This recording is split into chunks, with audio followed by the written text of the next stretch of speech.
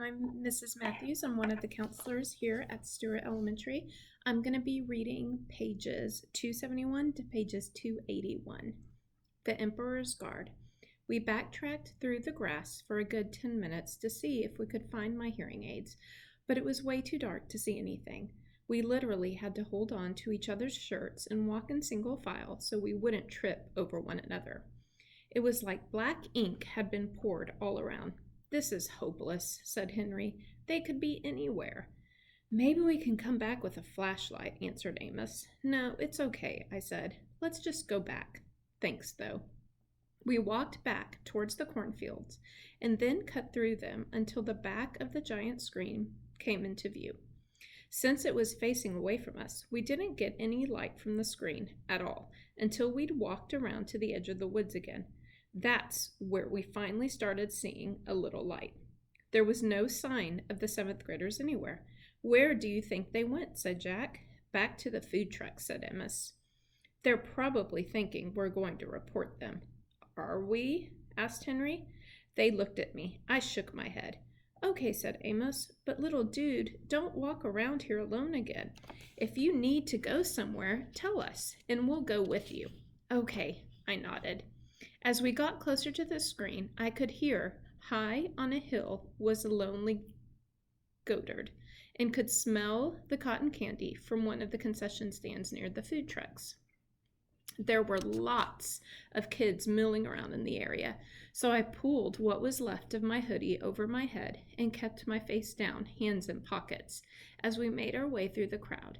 It had been a long time since I'd been out without my hearing aids, and it felt like I was miles under the earth.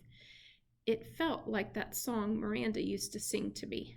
"Ground control to Major Tom, your circuit's dead, there's something wrong." I did notice as I walked that Amos had stayed right next to me, and Jack was close on the other side of me, and Miles was in front of us, and Henry was in back of us. They were surrounding me as we walked through the crowds of kids, like I had my own Emperor's Guard. Sleep. Then they came out of the narrow valley, and at once she saw the reason. There stood Peter and Edmund and all the rest of Aslan's army, fighting desperately against the crowd of horrible creatures whom she had seen last night. Only now in the daylight they looked even stranger and more evil and more deformed. I stopped there. I'd been reading for over an hour, and sleep still didn't come. It was almost 2 a.m. Everyone else was asleep. I had my flashlight on under my sleeping bag, and maybe the light was why I couldn't sleep. But I was too afraid to turn it off. I was afraid of how dark it was outside the sleeping bag. When we got back to our section in front of the movie screen, no one had even noticed we'd been gone. Mr. Tushman and Miss Rubin and Summer and all the rest of the kids were just watching the movie. They had no clue how something bad had almost happened to me and Jack. It's so weird how that can be. How you could have a night that's the worst of your life, but to everybody else's, it's just an ordinary night. Like on my calendar at home, I would mark this as being one of the most horrific days of my life. This and the day that Daisy died. But for the rest of the world, this was just an ordinary day.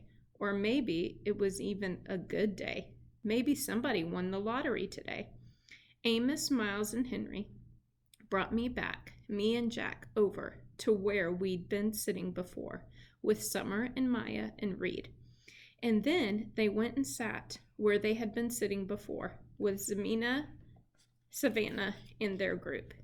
In a way, everything was exactly as we had left it before we went looking for the toilets. The sky was the same, the movie was the same, everyone's faces were the same, mine was the same. But something was different. Something had changed. I could see Amos, Miles, and Henry telling their group what had just happened. I knew they were talking about it because they kept looking over at me while they were talking. Even though the movie was still playing, people were whispering about it in the dark. News like that spreads fast. It was what everyone was talking about on the bus ride back to the cabins. All the girls, even girls I didn't know very well, were asking me if I was okay.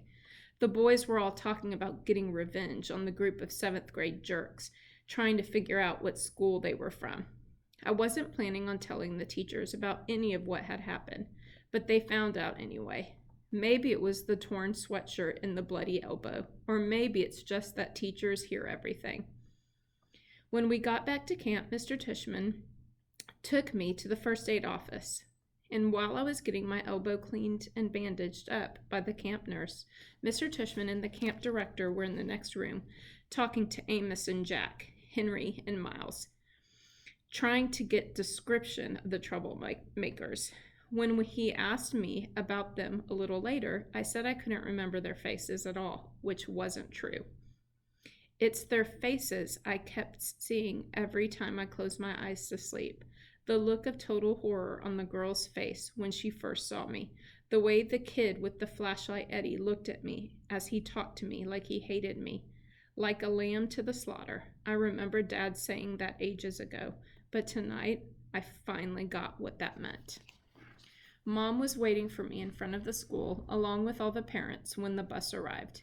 Mr. Tushman told me on the bus ride home that they had called my parents to tell them there had been a situation the night before, but that everyone was fine. He said the camp director and several of the counselors were looking for the hearing aid in the morning while we all went swimming in the lake, but they couldn't find it anywhere.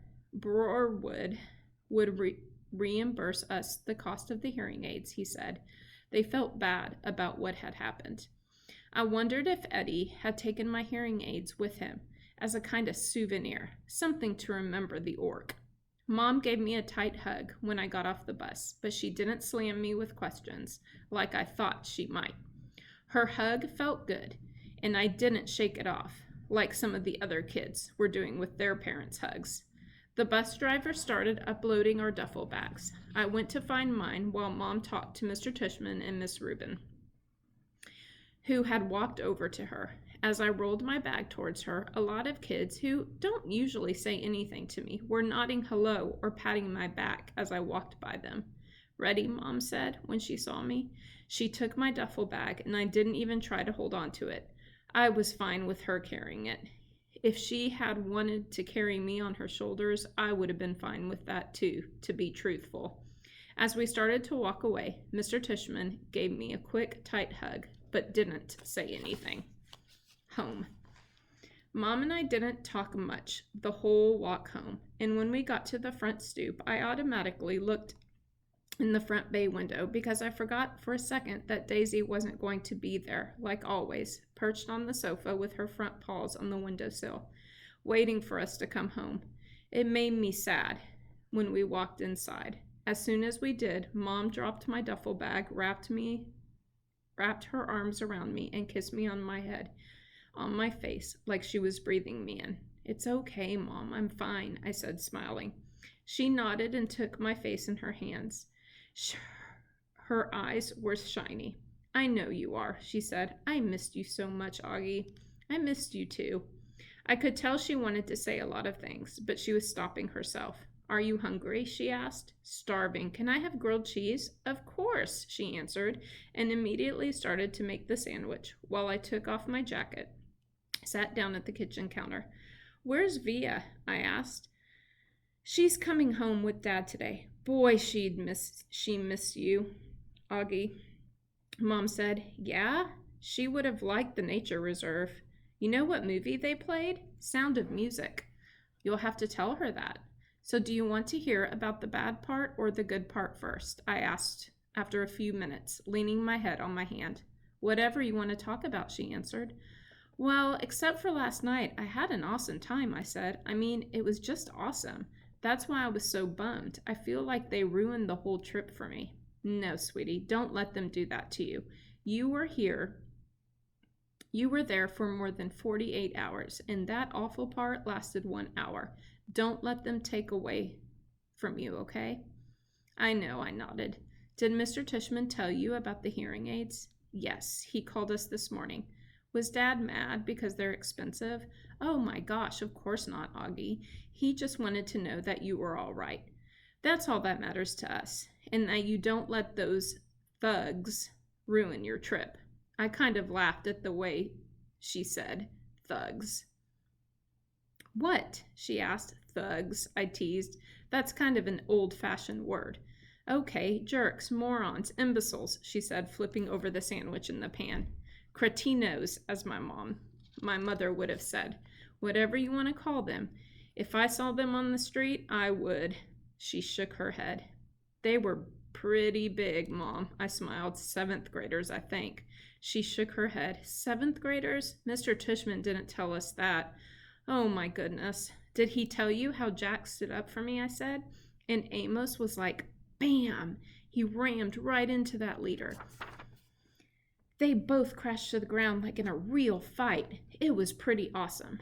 Amos's lip was bleeding and everything. He told us there was a fight, but, she said, looking at me with her eyebrows raised, I'm just so grateful you, Amos, and Jack are fine. When I think about what could have happened, she trailed off, flipping the grilled cheese again. My Montauk hoodie got really shredded. Well, that can be replaced, she answered. She lifted the grilled cheese onto a plate and put the plate in front of me on the counter. Milk or white grape juice? Chocolate milk, please. I started devouring the sandwich. Oh, can you do it that special way you make it, with the froth? How did you and Jack end up at the edge of the woods in the first place? She said, pouring the milk into the tall glass. Jack had to go to the bathroom, I answered, my mouth full. As I was talking, she spooned in the chocolate powder and started rolling a small whisk between her palms really fast. But there was a huge line and he didn't want to wait, so we went towards the woods to pee. She looked up at me while she was whisking. I know she was thinking we shouldn't have done that. The chocolate milk in the glass now had a 2-inch froth on top. That looks good, Mom. Thanks. And then what happened? She said, putting the glass in front of me. I took a long drink of the chocolate milk. Is it okay if we don't talk about it anymore right now? Oh, okay. I promise I'll tell you about it later when Dad and Via come home. I'll tell you every detail. I just don't want to have to tell the whole story over and over, you know? Absolutely. I finished my sandwich in 2 more bites and gulped down the chocolate milk. Wow, you practically inhaled that sandwich. Do you want another one? She said. I shook my head, wiped my mouth with the back of my hand. Mom, am I always going to have to worry about jerks like that? I asked. Like when I grow up, is it always going to be like this? She didn't answer right away, but took my plate and glass and put them in the sink and rinsed them with water. There are always going to be jerks in the world, Augie, she said, looking at me, but I really believe Daddy really believes. Sorry, guys, let me get my light back on. Okay, I'm back. All right, but I really believe and Daddy really believes that there are more good people on the earth than bad people. And the good people watch out for each other and take care of each other, just like Jack was there for you and Amos and those other kids. Oh yeah, Miles and Henry, I answered. Haven't even really, it's weird. Oh yeah, Miles and Henry, I answered. They were awesome too. It's weird because Miles and Henry haven't even really been very nice to me at all during this year. Sometimes people surprise us, she said, rubbing the top of my head. I guess. Want another glass of chocolate milk? No, I'm good. Thanks, Mom. Actually, I'm kind of tired. I didn't sleep too good last night. You should take a nap. Thanks for leaving me Babu, by the way. You got my note? She smiled. I slept with him both nights. She was about to say something else when her cell phone rang and she answered. She started beaming as she listened. Oh my goodness, really? What kind? She said excitedly. Yep, he's right here. He was about to take a nap. Want to say hi? Okay. See you in 2 minutes. She clicked it off. That was Daddy, she said excitedly. He and Via are just down the block. He's not at work, I said. He left early because he couldn't wait to see you, she said. So don't take a nap quite yet. 5 seconds later, Dad and Via came through the door. I ran into Dad's arms and he picked me up and spun me around and kissed me. He didn't let me go for a full minute until I said, "Dad, it's okay." And then it was Vaya's turn, and she kissed me all over like she used to when I was little. It wasn't until she stopped that I noticed the big white cardboard box they had brought in with them. "What is that?" I said. "Open it," said Dad, smiling. He and Mom looked at each other. "Come on, Augie," said Vaya.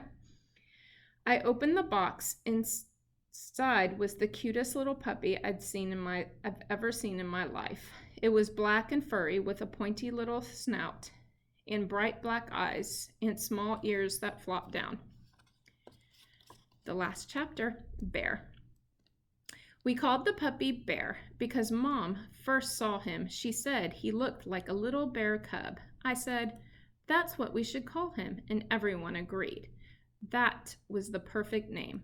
I took the next day off from school, not because my elbow was hurting me, which it was, but so I could play with Bear all day long. Mom let Vaya stay home from school too.